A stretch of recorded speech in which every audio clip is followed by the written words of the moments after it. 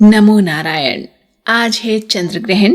रात 9:57 से मध्य रात्रि 1:26 तक।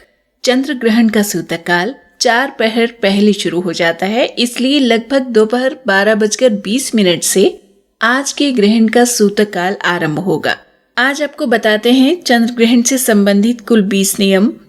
पहला नियम है, सूतक से पहले कुशा या तुलसी पत्र सभी खाद्य पदार्थों में रख देना चाहिए। यदि अपने कुशा और तुलसी के पत्ते कल तोड़कर नहीं रखे तब आज उन्हें न तोड़ें, क्योंकि जिस दिन ग्रहण होता है उस दिन फूल पत्ते नहीं तोड़ने चाहिए। इस स्थिति में काला तिल सभी खाद्य पदार्थों और पीने के पानी, दूध वगैरह में डाल देना चाहिए। और ग्रहण संपन्न होने के बाद यदि किसी खाद्य पदार्थ से आप इनको नहीं निकाल पाते तो इसकी कोई हानि नहीं मानी जाती। इन तीनों में से कुछ भी अपवित्र नहीं होता।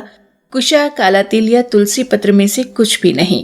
कुशा, काला तिल या तुलसी पत्र में से कुछ भी नहीं अपने अंदर नकारात्मक ऊर्जा को संचित करते और न ही अशुद्ध होते। ये सब हमारे खाद्य पदार्थों की नकारात्मक किरणों और नकारात्मक प्रभावों से रक्षा करते हैं। दूसरा नियम, ग्रहण के दिन हमें सूतक लगने से पहले ही भोजन कर लेना चाहिए। सूतक काल में जरूरत के अनुसार बस उतना ही सिर्फ पानी पिया जा सकता है कि हमें ग्रहण काल में वॉशरूम जाने की जरूरत न पड़े। कोई रोगी हो, बुजुर्ग हो या बच्चा हो तो सूतक काल में उनको खाने के लिए छूट दी जाती है, वो भी ग्रहण स्पर्श से 1.5 प्रहर पहले तक।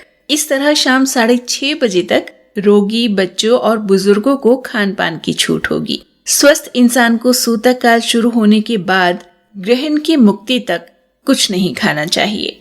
नियम नंबर 3, कोई भी भोज्य पदार्थ, भोज्य सामग्री अगर पैकेट्स में है या आपने स्टोर करके रखी हुई है, जैसे गेहूं, चावल, चीनी, दालें, चटनी, अचार वगैरह, घी, तेल आदि भी, सभी के ऊपर काला तिल, तुलसी पत्र या कुशा रखी जानी चाहिए।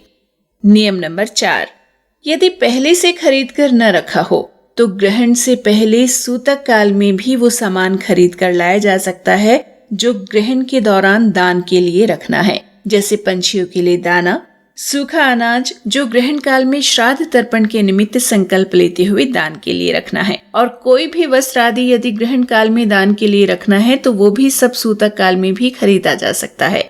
नियम नंबर 5, ग्रहण से पहले अर्थात सूतक काल में और ग्रहण की मुक्ति के बाद स्नान कर लेना चाहिए। पानी में थोड़ा गंगा जल मिलाकर स्नान करना चाहिए। इसके लिए धुली हुई साफ बाल्टी में पहले थोड़ा गंगा जल डालकर फिर उसे पानी से भर लेना चाहिए। और गंगा जल न हो तो माँ गंगा का ध्यान करते हुए हर हर गंगे कहते हुए स्नान करना चाहिए।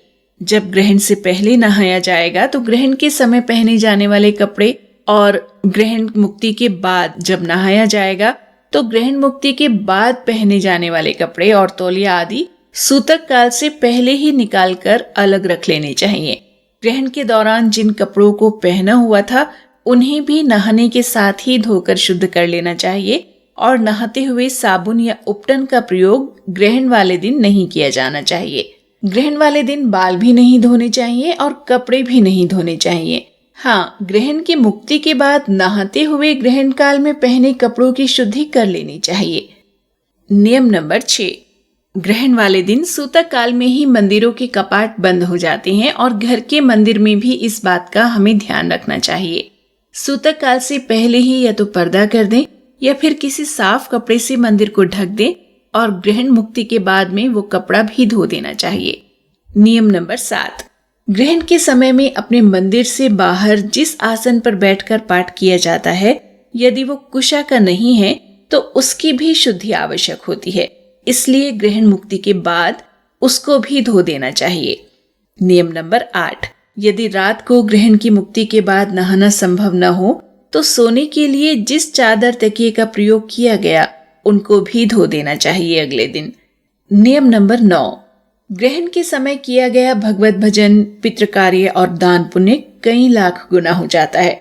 और यदि ये सब कार्य किसी पवित्र नदी जैसे गंगा जी के किनारे किया जाए तो वेद व्यास जी के बताए अनुसार ये फल करोड़ गुना हो जाता है। चंद्र ग्रहण में ये फल 1 करोड़ गुना और सूर्य ग्रहण में 10 करोड़ गुना हो जाता है। इसलिए ग्रहण के समय में जप, तप और दान पुण्य का संकल्प लेते हुए अपने पास एक बर्तन में गंगा जल निकाल कर रख लेना चाहिए। यहाँ ये भी बता दें आपको कि गंगा जल कभी अशुद्ध नहीं होता, इसलिए इस गंगा जल को ग्रहण मुक्ति के बाद शुद्धि के लिए अपने घर में और पेड़ पौधों पर छिड़का जा सकता है। नियम नंबर 10, रात्रि के समय में दान किसी को दिया तो नहीं जा सकता, लेकिन दान के लिए जो भी देना है ग्रहण काल में उसको स्पर्श करते हुए संकल्प करना चाहिए कि आप ग्रहण समाप्ति के बाद सुबह में ये सब किसी जरूरतमंद को दान करेंगे। ग्रहण काल में किया गया ये दान अक्षय और अटल हो जाता है। पंछियों के लिए जो दाना आप लाए हैं उसको भी स्पर्श करके संकल्प लेना चाहिए कि आप ये दाना पंछियों को खिलाएंगे और गौ माता को हरा चारा खिलाने के निमित्त कुछ धन भी संकल्प करके अलग रख देना चाहिए। नियम नंबर 11 है, ग्रहण के दिन किसी के द्वारा दिया गया भोजन हमें नहीं खाना चाहिए। ऐसा करने से पिछले कई वर्षों में किए गए पुण्य नष्ट हो जाते हैं। हाँ, किसी जरूरतमंद को ग्रहण के समय में किया गया दान अटल अवश्य हो जाता है।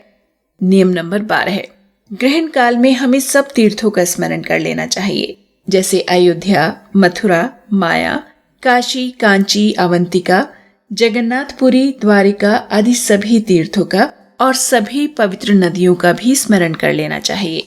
गंगा, यमुना, गोदावरी, सरस्वती, नर्मदा, सिंधु और कावेरी ये सभी पवित्र नदियां। मार्कंडेय पुराण के अनुसार ग्रहण काल में तीर्थों और पवित्र नदियों की स्मरण मात्र से 100 यज्ञों का फल मिलता है। तीर्थों का दर्शन सभी पापों से मुक्ति दिलाता है। गंगा जल का स्पर्श मात्र कर लेने से गोमेध यज्ञ का फल मिलता है। गंगा जल से स्नान करने से अश्वमेध यज्ञ के द्वारा अर्जित फल प्राप्त होता है और गंगा जल को पीने से सौत्रमणि यज्ञ से मिलने वाला फल मिलता है। नियम नंबर 13, ग्रहण वाले दिन कोई भी शुभ और नया कार्य शुरू नहीं किया जाना चाहिए, जैसे कोई नया वाहन आदि नहीं खरीदना चाहिए। नियम नंबर 14 है, ग्रहण के समय में रात 10 बजे से मध्य रात्रि 1:30 तक सोना भी नहीं चाहिए। नियम नंबर 15, गर्भवती स्त्री को लोहे का स्पर्श करने के लिए मना किया जाता है। उनके द्वारा धारदार और नुकीली चीजों का प्रयोग भी नहीं किया जाना चाहिए।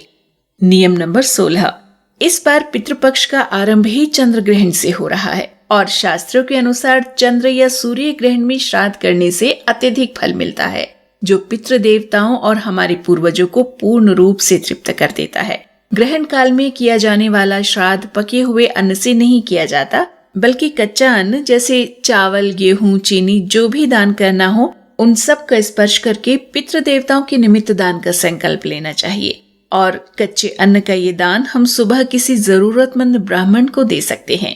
पितृ हमारे पूर्वज ही नहीं होते बल्कि पितृ देवता भी होते हैं, उस लोक के देवता जहाँ हमारे पितृ होते हैं। पितृलोक के देवता पितृ देवता, उनके निमित्त जो भी दान ग्रहण काल में दिया जाता है उससे पितृदेव प्रसन्न होते हैं और वो हम पर अपनी करुणा बरसाते हैं। नियम नंबर 17 है, श्राद्ध या तर्पण का कोई भी कार्य विवाहित स्त्री और अविवाहित कन्या भी कर सकती है, जिसका वर्णन गरुड़ पुराण में किया गया है।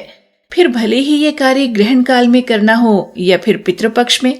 श्राद्ध कार्य ग्रहण काल में करना तो अति श्रेष्ठ है ही, इसके साथ ही दिन में 12 बजे के आसपास का समय तर्पण और ब्राह्मण भोज के लिए श्रेष्ठ माना जाता है। ग्रहण काल में करना हो या फिर पितृपक्ष के किसी भी दिन करना हो, तर्पण के लिए तांबे के लोटे में सबसे पहले थोड़ा गंगा जल डाल लें, उसके बाद साफ जल से इसे भरें। ग्रहण काल के दौरान ये याद रखें कि लोटे में गंगा जल के बाद वही जल डालें जिस जल को तुलसी पत्र, कुशा या तिल द्वारा सुरक्षित करके रखा गया है।